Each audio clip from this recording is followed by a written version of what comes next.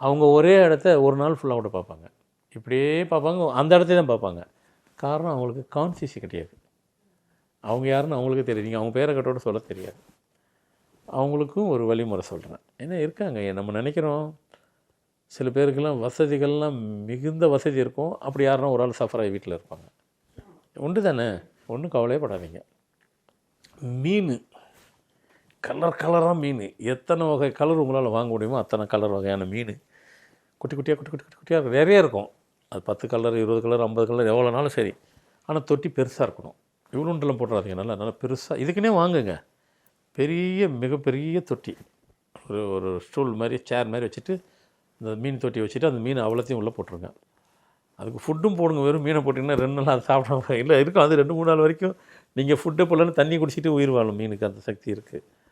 அதுக்கு ஃபுட்டுன்னு ஒன்று போடணும் இல்லையா, ஃபுட்டும் போடுங்க காலைமுறையும் சாயந்தரமும். இந்த மீன் போடுற வளர்க்குற முறையிலையும் ஒரு இது இருக்குது.